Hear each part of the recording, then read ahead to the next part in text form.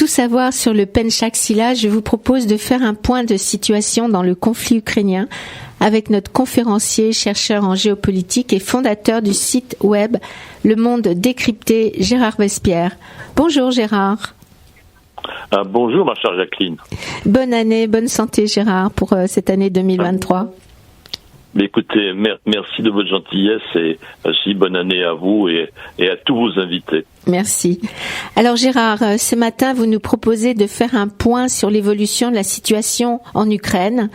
En décembre, avec vous, nous avions évoqué un apaisement possible dans ce conflit. Or, les pays occidentaux ont annoncé l'envoi de nouvelles armes et la France en fait partie. Que pouvez-vous nous dire de ces annonces ?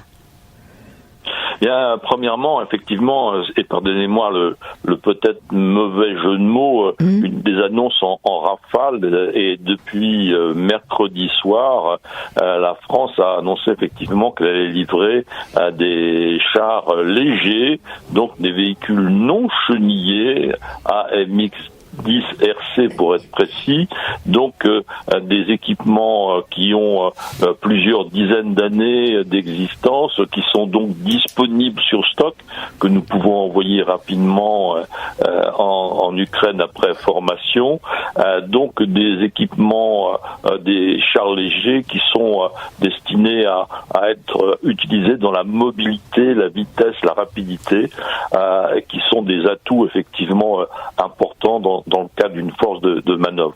Et donc le lendemain, le jeudi, le chancelier Scholz a lui-même annoncé conjointement avec les États-Unis qu'ils allaient, ces deux pays, envoyer également des nouveaux matériels. Donc la France n'avait pas précisé le nombre de chars AMX 10 RC et l'Allemagne a annoncé l'envoi de 40 véhicules chenillés cette fois-ci, mais non armés de canons type char, plutôt de canons automatiques à très grande fréquence de tir, et qui sont des transports d'infanterie. Donc là, il y a capacité de déplacer des troupes de façon protégée sur le front. Et donc le lendemain, le vendredi, le Pentagone a annoncé 3 milliards de dollars donc de capacité d'intervention en Ukraine en prélevant sur des stocks. Donc à la fois des véhicules de même type que l'Allemagne, des systèmes qui s'appellent Bradley, qui sont donc équipés de canons à haute fréquence de tir, transport d'infanterie, 50 unités et plus de 100 unités d'un autre véhicule aussi de transport d'infanterie. Donc on voit qu'il y a là une volonté d'entrer dans une nouvelle stratégie militaire potentielle dans les prochains mois de mobilité de troupes. Oui, et peut-être on a le sentiment à vous entendre de porter un coup fatal à la Russie, peut-être.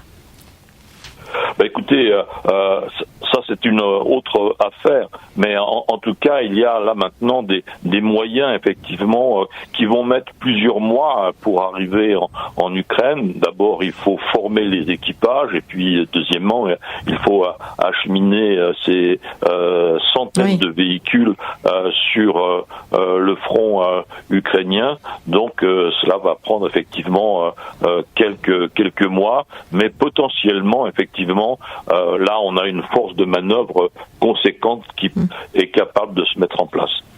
Alors vous nous l'avez dit très justement, vous avez expliqué le rythme de ces annonces qui peuvent sembler se faire de façon désordonnée puisqu'elles se font l'une après l'autre sur plusieurs jours. Pourquoi, d'après vous, y a-t-il une forme de rivalité entre les pays européens et les États-Unis ? Alors, intéressante question, effectivement, la forme de la communication peut laisser présager cela, mais quelle finalement structure s'occupe de l'aide à l'Ukraine? Vous avez une structure qui s'appelle donc les 50 pays qui contribuent à l'aide militaire, et puis en parallèle vous avez aussi bien sûr la présence et l'organisation de l'OTAN. Donc ces deux structures sont des organismes de planification. Et donc à partir des renseignements collectés par les vastes réseaux de satellites américains, à partir des renseignements obtenus par l'Ukraine, à partir des objectifs souhaités par l'armée ukrainienne, eh bien l'ensemble des pays proposent des moyens adaptés pour remplir ces objectifs souhaités par l'armée ukrainienne. Et il y a donc une coordination dans le développement et l'apport des moyens des pays occidentaux et aussi asiatiques. Le Japon participe, l'Australie participe. Et donc l'annonce qui est faite est finalement une annonce ordonnée, mais elle n'est pas frontale, c'est-à-dire qu'effectivement les dirigeants ne se regroupent pas pour annoncer conjointement, de façon à ne pas donner l'impression d'un front uni contre la Russie. Ce n'est pas du tout la situation diplomatique.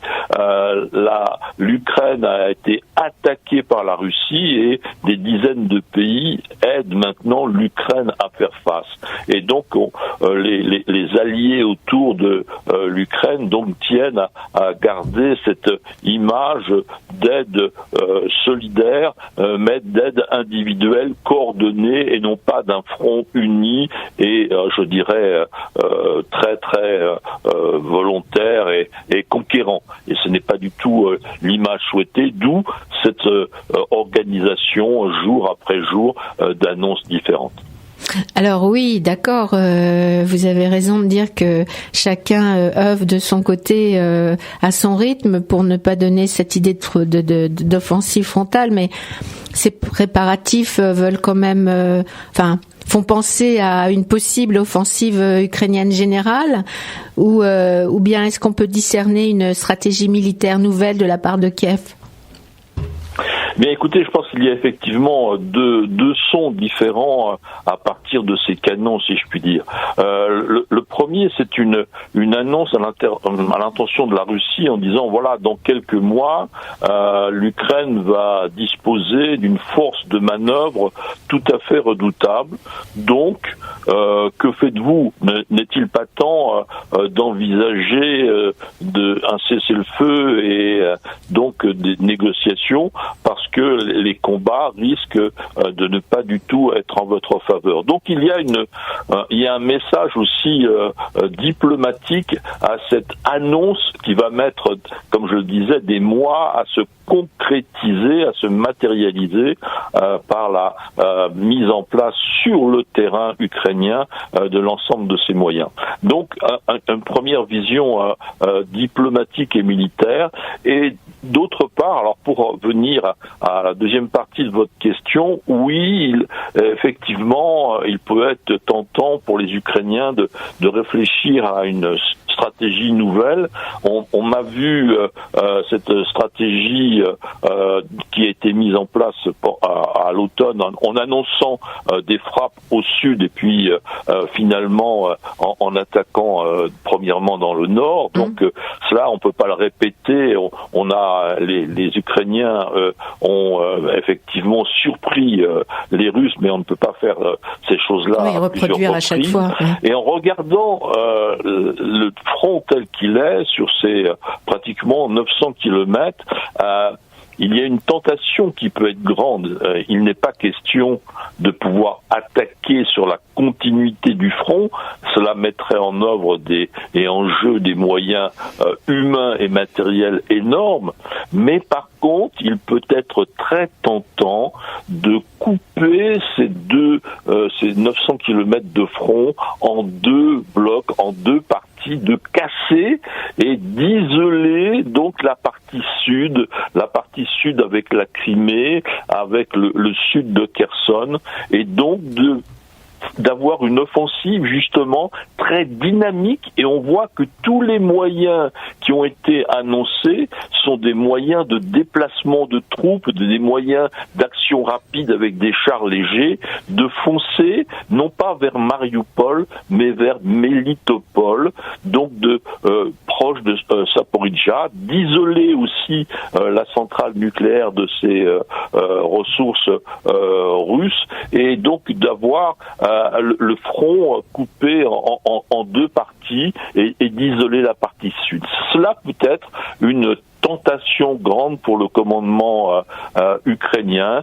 Il va nous falloir attendre quelques mois pour voir si cette vision militaro-stratégique se met en place ou pas.